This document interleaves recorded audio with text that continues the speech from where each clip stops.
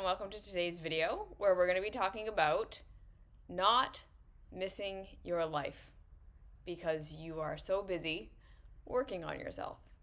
In other words, I want to talk about finding a balance between doing our inner work and doing our daily practices and making sure that we're evolving ourselves and growing and changing and shifting patterns and doing all of the healing stuff that we know is important to do, that we know is pertinent to do, without getting into a state where we feel like we are constantly striving and never arriving, where we feel like our entire lives become about healing and become about changing ourselves and become about fixing ourselves, to the point where we lose the plot on why we're even doing this and what the purpose is, and yeah, get to a place where it, like, this healing becomes a new identity. It becomes like who we are. It becomes what we're doing in life. And it gets in the way of us actually living the lives that we're trying to live. And I wanted to talk about this today because this is actually something that I see very, very commonly in the work that I do, right? Like I run the mystery school, I run the coaching groups, or I don't do coaching groups, I do one-on-one coaching. And I have seen a lot of people get into a place where they are no longer really participating in their lives.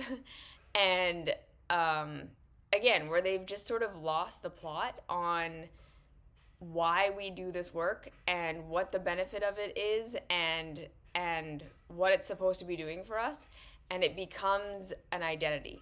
And also, right, like, I've traveled a lot and I've been in a lot of spiritual places and overheard a lot of conversations in my time in my day. And yeah, there just comes a time and a place where healing and growth and doing the inner work becomes a detriment to us. And it becomes something that takes us away from our lives and takes us away from reality and takes us away from what we can do to make this world a better place. And so that is why I wanted to talk about this today, because people who watch my videos and people who are in the mystery school or who are connected to this content are probably the kind of people who really want to have a good life and to feel good in their lives. And we are living in a world right now where the wellness, spirituality, personal growth, self-help industry is huge, and it's constantly pumping out new things and new programs and new information and new things that we can be doing and new never enoughs that, again, I think really can serve to distract us from what is actually important and what is going to make us happy. Okay, so let's start at the beginning, right? Why would any of us start doing this internal work? Why are any of us trying to heal our bodies? Why are any of us trying to regulate our nervous systems? Why are any of us working on our inner world, trying to raise our vibration, trying to change our spiritual perspective? Why are we reading spiritual books? Why are we meditating? Why are we doing all this stuff? We have to remember that at the end of the day, the whole reason we're doing any of this is because we want to have less suffering and we want to have more pleasure. We want to have more safety. We want to have more our needs being met. We want to feel good. And that is the real reason why we are doing any of this work. So if we can just really focus on that right now, if we can really just allow ourselves to zero in on the intention behind all of this work, I feel like it's going to make everything I'm about to say for the rest of this video make a lot more sense. Yeah? That the entire reason we are doing what we are doing with self-help, spirituality, personal growth is that we want to feel good. We want to feel good in our lives. And that is the most innocent, lovely, reasonable reason to be doing anything. That's our motivation, right?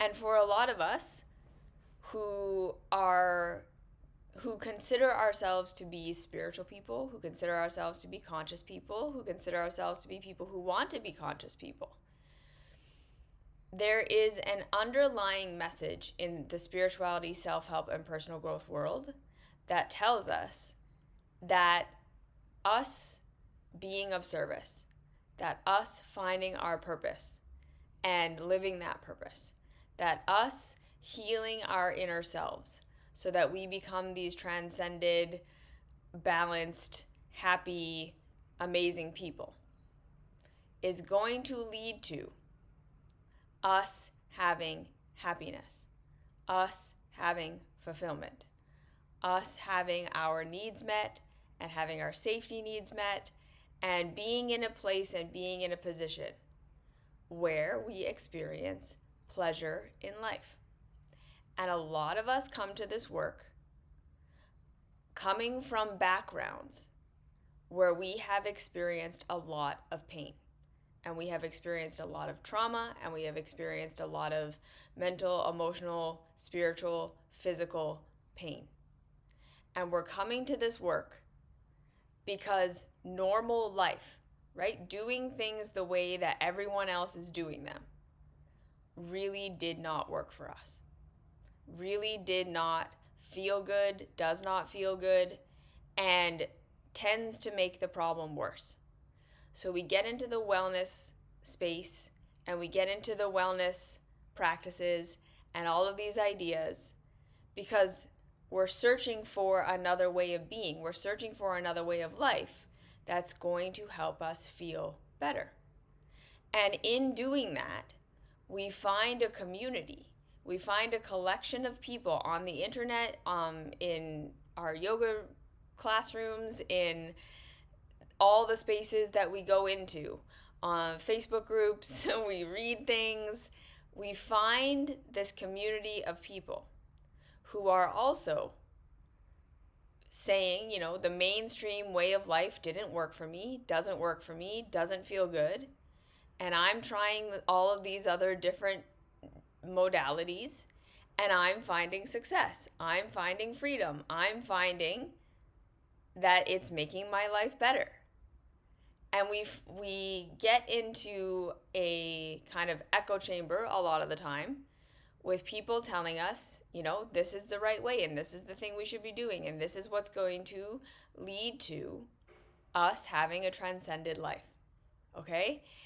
And a huge part of how we are sold our wellness, spirituality, and personal growth materials is through this idea that if we do it enough, that if we heal enough, if we take personal responsibility enough, if we cleanse enough, if we get our mindsets right enough, we are going to be able to transcend suffering. And this is an incredibly, intoxicatingly attractive idea, especially when we have come from a history of a lot of pain. Right? When we have suffered, this is partially why there's a whole group of normal people who never get into the wellness, self-help, spirituality world. Because generally speaking, for them, doing life the normal way doesn't cause them a great deal of suffering. They are not in a place where they are struggling and feeling a lot of pain and feeling like their lives don't work. Or they are in a place where they are sort of okay with the ways that they cope and the ways that they numb. And they're generally just living their lives, doing their thing, and it's good enough for them. Or they don't really have any kind of motivation of the pain being bad enough to encourage them to do anything outside of the norm. And generally, right, people have enough connection and community and provision in those circumstances, that they're not really incentivized to do anything different, right? They're just not suffering in a way that would make them say, let's step outside the normal bounds. Or they are also being promised in some way that if they continue on with normal, that if they continue on, going for the job or doing whatever everyone in their community does and fitting into the culture of their demographic or where they live or what they're doing, that eventually that's going to lead to them having freedom and success. So if we if we look at it and we sort of take a step back, we can see that a lot of people are doing a mainstream life and pushing for mainstream success, money, power, whatever we kind of determine like a normal life. They're trying to level up in their jobs, they're trying to get married, they're trying to have the kids, they're trying to get the car, have the fancy clothes, they're trying to get out of whatever, not having enough they have. For the exact same reason that we're doing all of our spirituality, personal growth, inner work. Because they want to feel good and have provision and have enough. They want to feel safe. They want to feel like they're going to have their needs met. And they've been equally convinced by mainstream culture or whatever kind of culture they're living in that if you just do these things, you will get that outcome. Right? So people who are heavily religious. Why are they heavily religious? Because it gives them a framework for life that helps to simplify the chaos. And there's the promise that if you just follow the book and follow the rules and do the things that the book says, you will have happiness. You will be blessed. You will have provision.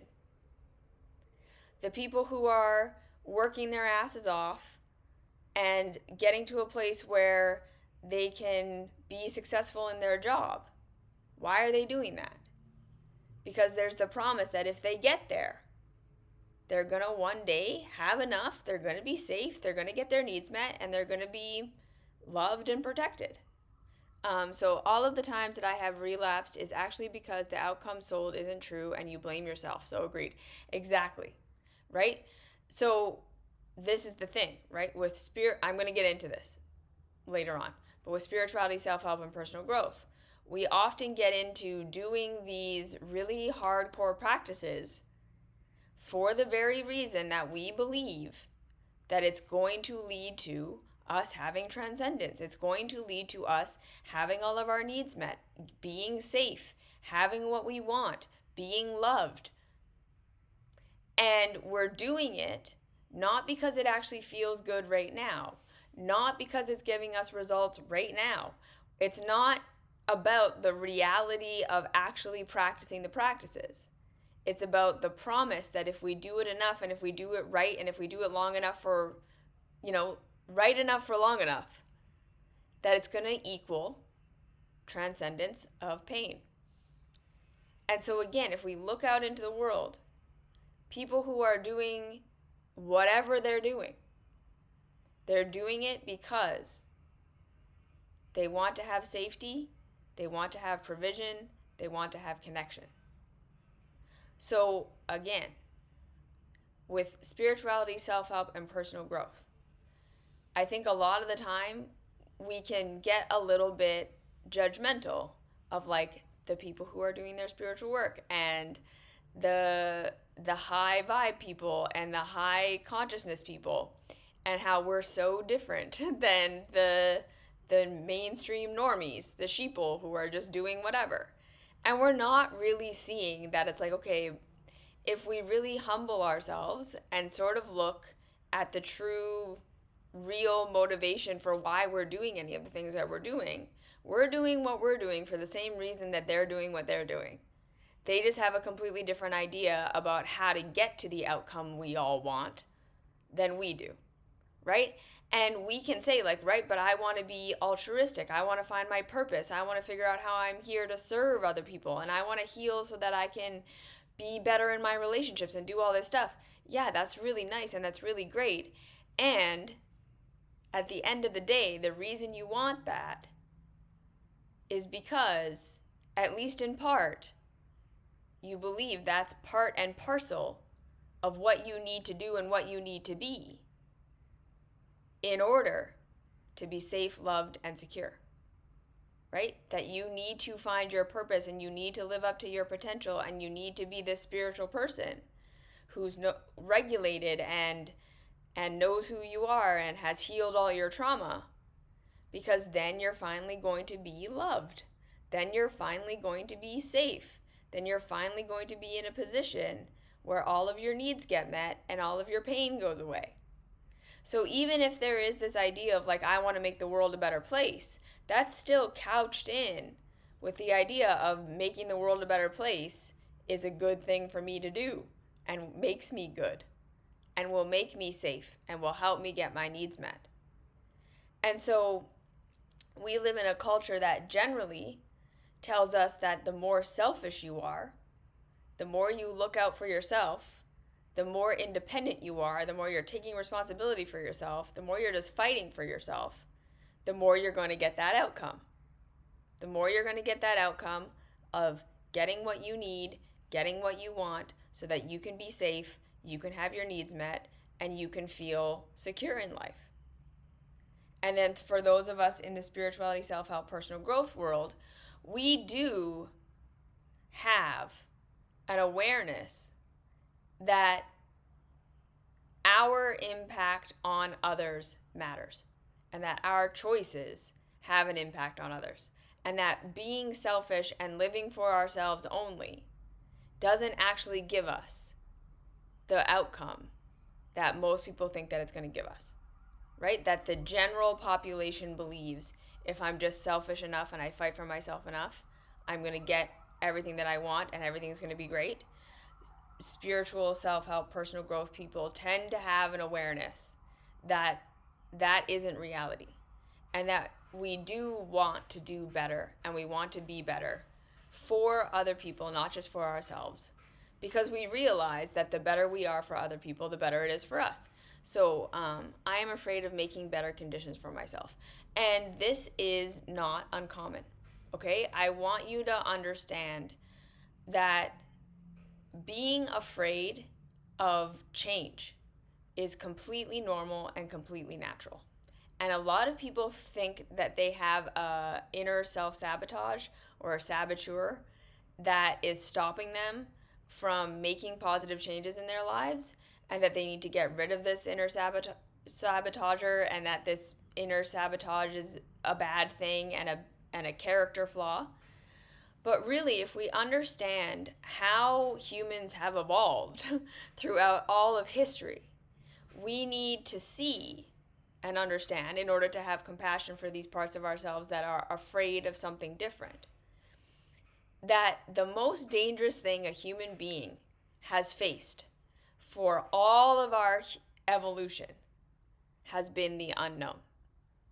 Okay? The thing that was the biggest threat to our survival, the thing that took us from a place of safety and having our needs met and being secure to a place of not being safe, not having our needs met, and not being secure, was the unknown. Things we could not predict, things we could not understand. So we need to understand that the patterns that we have now, the ways that we are now, the things we're trying to fix about ourselves, the things we're trying to evolve, the things we're trying to regulate and make ourselves different about, that we know objectively will or could make our lives better, are also the unknown. It's different, it's change, which means we are not sure on a deep nervous system level how we're going to get our needs met in that new way of being. We're not sure that it's going to work as well as whatever we have right now, because what we have right now we at least can predict. We can understand. We know how this works, and we're getting our needs met to the best of our ability within this framework that we can understand and predict. So change, even if it's going to be positive, to our nervous systems at first is going to be threatening, and it's going to make us feel insecure, and it's going to make us feel scared, even when it's positive, because we're not sure it's going to work on a nervous system level to get our needs met. So this is why compassion for ourselves when we are afraid of change and when that saboteur comes up is so important. And this is why understanding the benefits of the ways that we are living right now is so important, right? This is why saying, okay, how is what I am currently doing the best that I know in order to get my needs met? What are my needs? How does what I have right now work in terms of supporting me? And what am I afraid I'm going to lose if these things change? I also think I am nobody like imposter. And that's another big thing, right? Like a lot of us have the never enough syndrome that comes from our culture. And this is just as much in the self-help, spirituality, personal growth world as it is in regular culture. So just the constant idea that who we are and what we're doing and where we're at is never enough. That there's always someone better than you, there's always someone more transcended than you, there's always someone more successful than you, there's always someone prettier than you, and that you need to keep trying to fix yourself and change yourself and improve yourself. Because there's never a good enough. There's never a place we can get where society or spirituality or personal growth is going to tell you, okay, you're good, you can stop now, right? Unless and until you reach transcendence. So this again ties back to how spirituality, self-help, and personal growth is sold to us. It's not sold to us as tools that will help you navigate a life that's always going to be up and down, right? It's never sold as these are strategies for a life that will continue to be complex. These are strategies for a life that will continue to be unknown to you, that will continue to present challenges, that will continue to present pain, that will continue to have existential realities that we don't know and we don't understand and answers we won't have. Here are some tools for navigating that. That is not how most spirituality, self-help, and personal growth is sold. This is why there are so few people in the mystery school, I think. Because I don't say, come join the mystery school and I will teach you how to transcend all of your pain. Come join the mystery school and I will give you the tools so that you can live a perfect life and never have pain again and never be insecure again. And you will have the perfect body and you will have the perfect relationships and you will find your purpose or whatever it is. And then you will never suffer again. That is how most things in spirituality, self-help, and personal growth are sold to us. Yeah? Like if we really take a step back and look at the copy of all the books, all the retreats, all the therapy, nervous system regulation, anything that's being sold right now, all the diets, just do this one thing. Do it perfectly, and you will never have pain again. And then this feeds back into what Michelle said before.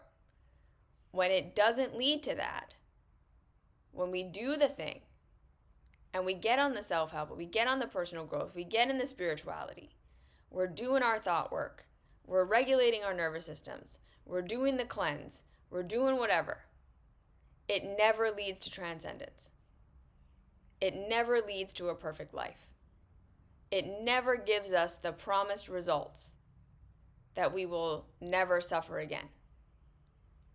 And instead of us being able to witness that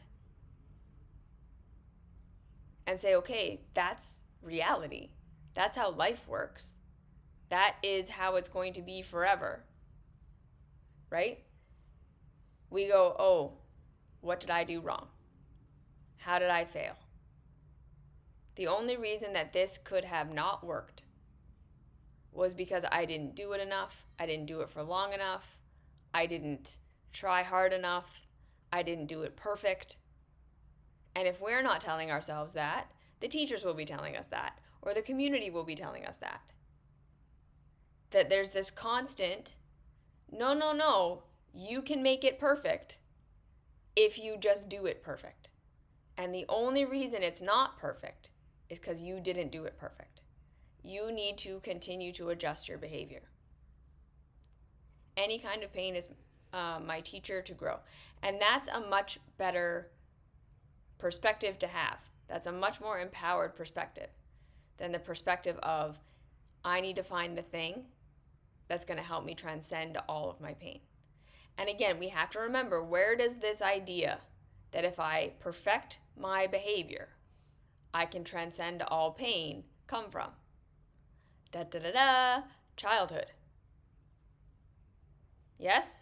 Are we following here?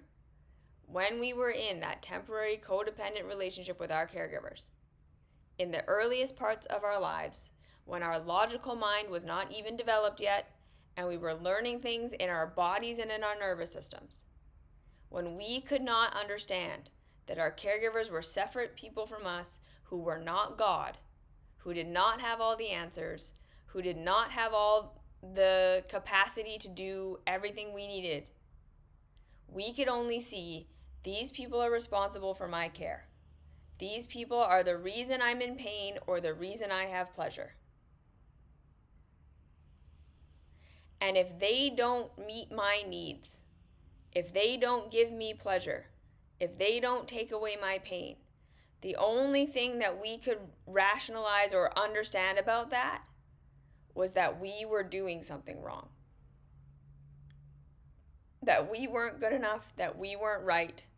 So unless our caregivers were really good at establishing a secure connection with us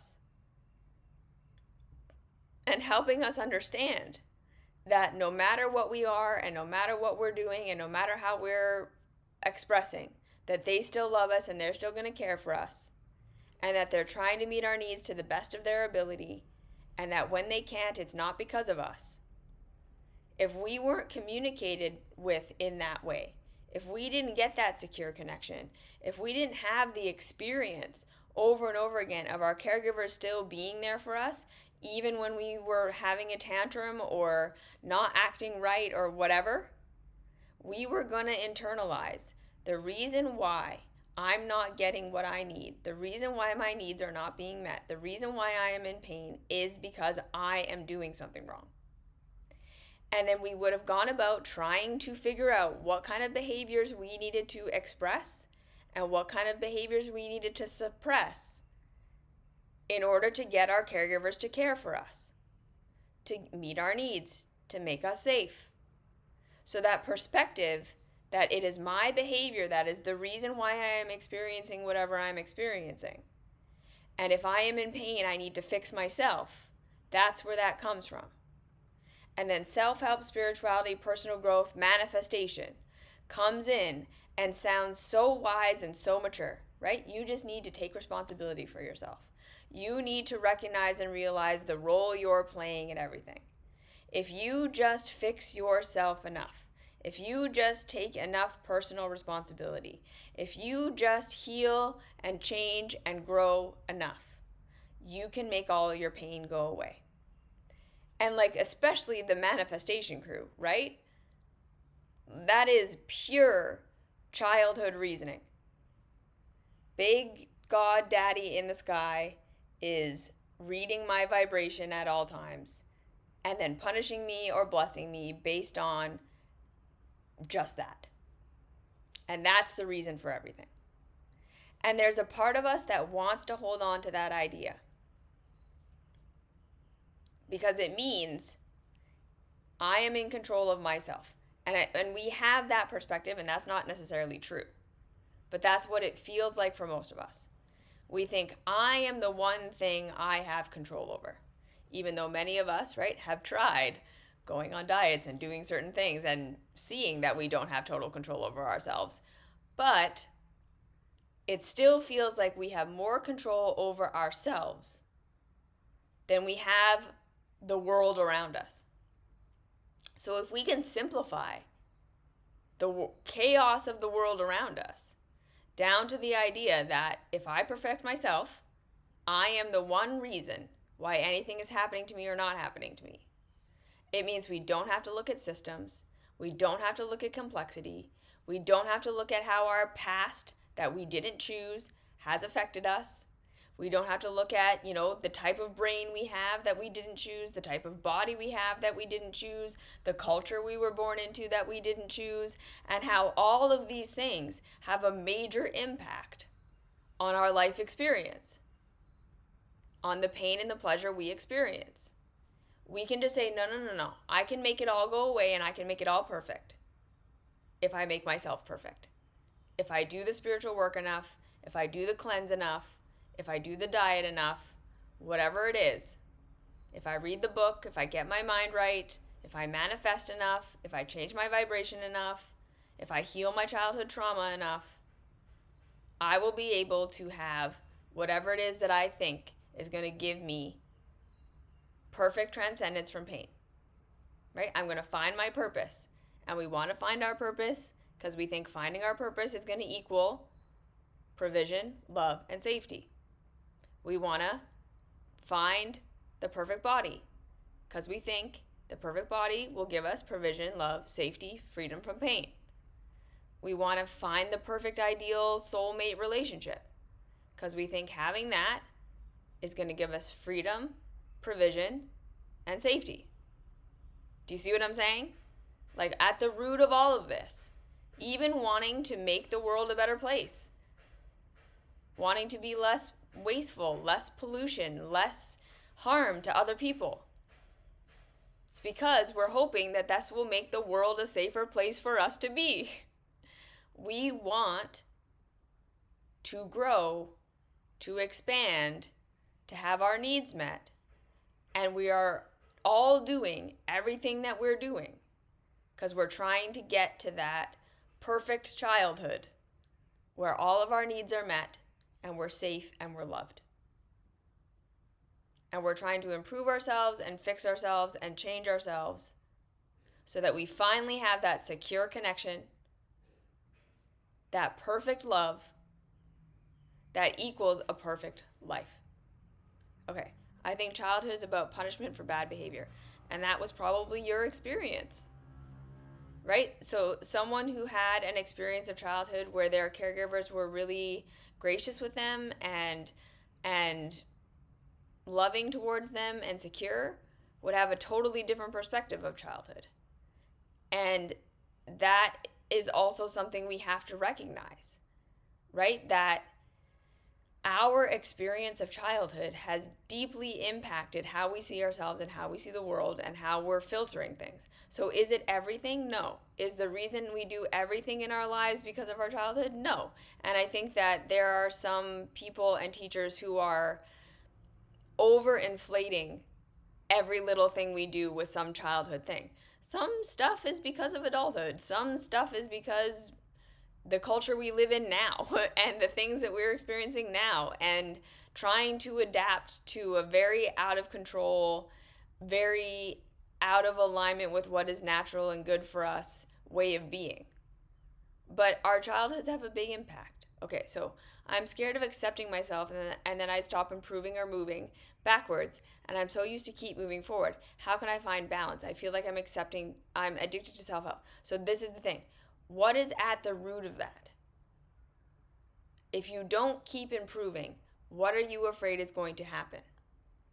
Or what are you hoping is going to happen if you improve enough? So you don't know me, but you have helped me so much, by the way, ever since you started YouTube. Oh, that's great. Thank you. So the question is, how do you think improving yourself is going to improve your life. What do you think you are going to get from that? And I can almost guarantee you the answer is going to be, I will finally be loved. I will finally have my needs met. And I will be secure and safe. That's why we're doing what we're doing. We're seeking safety. We want the secure connection we never had. And that's why I say a lot of people who had really painful childhoods where they did not have a secure connection and where it was all pain and where there was a lot of it doesn't matter what I do. It just doesn't matter what I do. It doesn't matter how many hoops I jump through. There never seems to be a place where I can settle and land and just be safe and loved and secure. We just never had that. That is when we're going to get addicted to self-help, spirituality, and personal growth. Because, again, it's the conditioning we had that if I just keep trying, and if I just keep doing the things, and if I keep pushing for it, eventually I'm going to find the thing. I'm going to get there. We've never been able to give up on the idea that like our caregivers just couldn't do it. That they were never going to see us, they were never going to love us, and it didn't matter what we did. They were never going to show up for us the way we needed them to. That our friends were never going to be that safe place. That our society was never going to give us that. We're still under the impression that if I improve enough, if I grow enough, if I change enough, eventually I'm going to get my needs met. And the reason I'm in pain, the reason I'm struggling, the reason I'm suffering, the only reason I don't have what I want is because there's still some lack in me. That means someone in my outside or God or the universe isn't giving me what I want and what I need. And if I just keep trying to fix myself, eventually I'm going to find it. Does this make sense? Does this resonate? Yes, my mom is a diagnosed narcissist, so I'm too scared every time I make a mistake. I'd love to live and relax and have faith. So that, right, that makes sense. There was literally nothing you could do. So you learned the only way to make yourself safe was to keep looking for what am I doing wrong? Because especially with a narcissist, they are never able to admit that the pain they are causing you might be because of them and not because of you. You never learned in your nervous system how to say, this isn't because of me. This is on you. You are affecting me. You have control over my experience to a degree. And your choices are the ones that are wrong. You doing what you are doing is the thing that is bad. There was never that. I'm going to wager a guess. There was never, Michelle, this isn't your fault. Rather, it was always, Michelle, this is your fault. If I'm treating you badly, it's because of you. If I'm neglecting you, it's because of you. This is what you did. You are the failure. You are the reason. So now, right, your nervous system learned, if I'm in pain, if I'm not getting my needs met, if I'm not safe, it's always because of me. It could never be because of anyone else or anything else. Does this resonate? So learning to see where your pain is not your fault is a big part of how you're going to move past this. And that can be a really scary thing to do. Because again, when we say, okay, if my pain isn't my fault, that means I don't have control over it, right? We're afraid to relax the control. We're afraid to relax the self-help, spirituality, personal growth. Because we think if I do, then that means I'm going to be in pain and I'm going to be stuck in pain forever.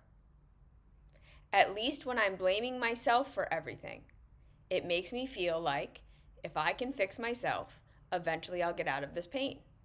If it's because of me, I can fix that. But if it's because my mom is a narcissist and she is just always going to hurt me so long as I'm in a relationship with her, that feels very disempowering in the moment. Does this make sense? So we get addicted to fixing ourselves every time we're in pain because it makes us feel like at least I have power. And then, so like this is a lot of the work that I do with my clients, right? Is that we need to first learn how to be validated in our pain and our experience and not be blamed for it. And to recognize to go through the grieving process that we were hurt and that we were harmed in ways that we didn't have control over, that have big effects on us. And we need to be validated and loved and supported in feeling those feelings. And so this is a thing that I wanted to say about not making the healing your entire life. There are going to be times and places, especially when we've gone through really big, heavy things like this, where for periods of time, this is going to become your life. You might have to go through a period of time where you go through some deep grieving, where you can finally stop trying to fix yourself. And when that happens, all the emotions of the pain and the sadness and the fear and the trauma of living with someone who could not care for you, who could not meet your needs, who could not empathize with you, who hurt you and caused a lot of damage, are going to come up, right? So again, we kind of have to remember that a lot of the time we're using self-help, spirituality, and personal growth to avoid feeling those really scary, deep, intense feelings of like, whoa, I was not okay. And there was nothing I could do. And it wasn't because of me. It's horrifying to look at that. And we get stuck in the childhood perspective. This is why, again, in my work, I teach people how to go into the witness perspective first. Before we get into any of this work, before we go into the feeling work, before we go into the validation work, we got to learn how to separate ourselves from our emotions a little bit. We got to learn how to step into the witness. We got to learn to work with parts of ourselves that got hurt so that we don't lose ourselves to the pain of it. But for a lot of us, like, we have to go through this grieving period. And it does feel like it's taking over our whole lives. And it does feel like the pain is never going to get sorted out. And it does feel like we're just going to be struggling and in our trauma and stuck in it forever. But I promise you that you won't. Eventually you come to a place where you have processed your emotions enough and been validated enough that you can then start to see, okay, where is my actual power in this life? So in this circumstance, the situation with your mom, right? It was never going to be that you were going to figure out how to make her love you. There was never going to be a way that you were going to change yourself enough that she would finally be able to make you safe and make you loved and meet your needs. And having to come to that revelation and that realization is really hard and takes a really long time, and it's going to require a lot of anger and grieving and sadness. And then eventually you get to a place where you're like, okay, well, now that I'm an adult, I can see that the reason I was not getting my needs met is not because I wasn't good enough, or I wasn't satisfactory, or I wasn't living up to expectation. It was because my mom literally couldn't ever love me. And then what do I need to do now to set healthy boundaries between me and my mom if we haven't cut contact, or if we haven't, healed to a degree that we can be around them and know how they are and not look for them to love us and not look for them to meet our needs. And then getting to a place where you say, okay, now, but what are my needs? What are the things that I wanted from her? What's the love, the care, the safety that I'm trying to improve myself to feel like I can earn from someone outside of myself? And how do I start getting that in a healthy way? How do I start giving that love, acceptance, and approval to myself? Right? So we look for, what was it that I wanted from these people who were not capable of loving me? What was I hoping they were eventually going to do for me if I improved myself enough? And how am I still looking for that? And then how can I start to get those needs met in a different way? Realizing my mom is never going to be able to do that for me. Right? It's a pretty long process, but it's going to require grieving, and it's going to require going through some really deep emotional stuff. So that's why I say, when we're supported correctly, and when we have someone who can teach us the tools for how to do this processing work, and we can have someone who can be there for us for this processing work, and we can navigate it, there are going to be times and places and periods where it does sort of take over, and the emotions are just so big, and that's just kind of what we're doing right now. But then eventually, again, we're going to get to a place where we feel more empowered, and we feel more processed, and we feel a little bit more stable. And then we can start to figure out, what are the needs that I've been trying to get met through trying to perfect myself? Right? What's the kind of love I wanted from my mom that I was hoping I would get if I kept trying to improve myself?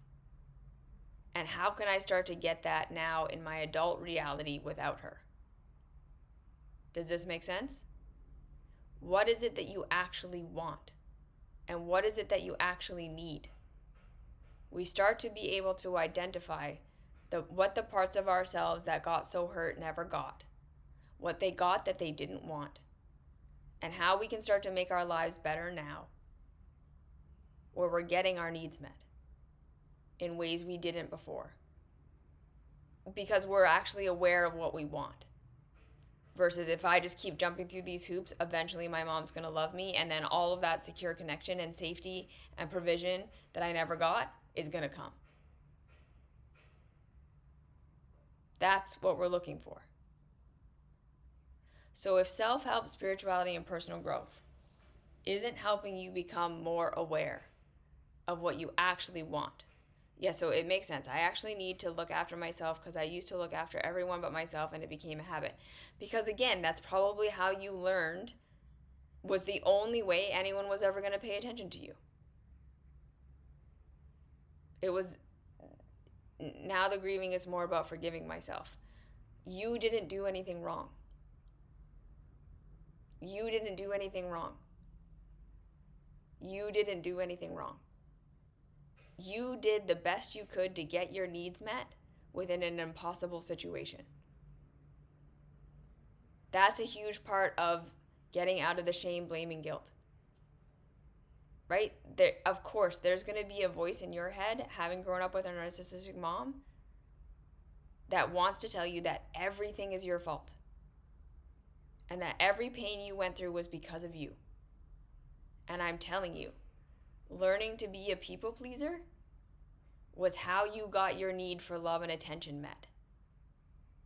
Because the people around you were not capable of loving you in a real way. It was their fault. Like, is there any part of you that can accept that maybe part of how you learned to cope was because the people around you were failing you, rather than you were failing yourself? Or you were doing something wrong, or you're just a people pleaser. No, you're a people pleaser because you learned the way to get the love and the acceptance and the attention that I need is through caring for other people. So when I feel like shit and I'm not getting my needs met, I'm going to go and care for someone as a way of trying to fill that void. There's nothing wrong with that. There was nothing bad about that in what you were doing. The tragedy is that the people around you weren't able to care for you.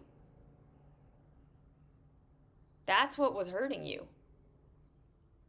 You were in an impossible situation, right? It's like the metaphor of, we all need vitamin C, But if everyone around you keeps throwing all the oranges in the garbage and they get mold on them, and then your only option is to eat moldy oranges out of the garbage or get scurvy, why would you blame yourself that you got sick from eating moldy oranges? The problem was that everyone around you kept throwing the oranges away and that they were getting moldy and that your only option was to suffer or to suffer. Does this make sense? It wasn't your fault. You were in a shitty situation you couldn't control, and you learned to adapt the best you could to a situation where there was no good enough answer. And that was not because of you. This is why I say shame and guilt are always lies. So this is how we get to a place where the self-help, spirituality, personal growth doesn't become our entire lives. We realize why we're actually doing it. We realize the needs that have gone unmet. We grieve and get angry about the past that we went through that we had no control over, that shaped the way we see ourselves and the way we see the world. And then we start to figure out what we need now to feel supported and loved and cared for in our adult reality, where it's not about if I perfect myself, someone outside of me is going to love me and nourish me and give me what I need. It's about stepping into the adult perspective of like, okay, what do I need and what do I want? And how do I practically get those needs and wants met in real reality? So is your self-help just constantly about trying to transcend so that you'll finally be loved and get that secure connection we all wanted in our childhoods, where we have the subconscious belief that we will then be perfectly loved, perfectly cared for, and safe for the rest of life? Or are you doing it because they are actually meeting your needs in the present? Is your self-help, personal care, spirituality actually meeting a need right now? Helping you feel better right now? Or is it all about perfecting yourself so that subconsciously, right, you will then be loved and then you will have perfect security and safety, because that's what the childhood self believes. If I perfect myself enough, I will finally be loved. I will get the secure connection, and that secure connection will equal safety, needs being met, no more pain, no more struggle. And that's how we get addicted to self-help. It's just the same idea of if you perfect yourself enough, you will finally earn a secure connection and then never have pain again. Does this make sense to everybody? We are doing what we are doing for a reason. There's innocence behind literally every part of ourselves that sabotages us, every habit we have, everything that we do, every thought that we think. It all boils down to us doing the best we know to do to keep ourselves safe and to get our needs met in the only ways we know how. And again, many of us are not even aware of what our needs are, like why we are doing what we are doing, what we need to feel safe, what we need to feel secure. And then self-help, spirituality, and personal growth just feeds into it. Over and over and over again. You're right. Perfect yourself. You can transcend. You can reach what we all wanted in that secure connection in God or the universe or whatever, blessing you with perfect life outcomes if you just perfect your behavior enough. And it's never going to happen. We're never going to get that secure, perfect love connection that we didn't get in our childhoods, in our adulthoods, because that's not how the world works. It's never going to be that. But we can get good enough. We can learn about ourselves enough that we learn how to actually meet our needs versus doing our coping mechanisms when we don't feel good. Trying to improve ourselves when we don't feel good. We go, okay, what do I actually want or need right now? What am I getting that I'm not wanting or wanting that I'm not getting? And that's what's driving me to do my personal growth right now. We start asking ourselves these questions. So yes, it's so sad that it's a lie and we have to actually love ourselves, which is harder sometimes. Exactly. Because again, we're afraid if I love myself, then I'm going to stop trying to change. And if I stop trying to change, I'm never going to be loved by the outside, and then I won't be safe. But the irony is, in our adulthoods, the more we love ourselves, the more we can understand ourselves, the more we can start to understand how the world works, and then we can start to meet our own needs. And then we need other people to meet our needs less, right? Meeting your needs is much better than just improving and doesn't work. So true. Because again, we think that if I improve enough, someone is finally going to love me enough to meet my needs. So self-love is about cutting out the middleman. It's not about improving enough so that someone else will be your secure connection. It's about realizing I wanted a secure connection, so I need to be that for myself. No one else is ever going to be able to love me and show up for me and meet my needs and understand me better than me. That doesn't mean that I'm not going to be in community where I say, I really need your help with this. Would you be able to meet this need for me? Right? It's not about becoming completely independent, but it's about understanding our own needs and being empowered to ask for them instead of just, right, going into helping everyone else, hoping someone's going to understand you and meet your need. So what I'm addicted to is what my soul is calling to. Okay, good. What are your actual needs? What are your actual wants? What are you hoping you're going to get if you improve yourself enough?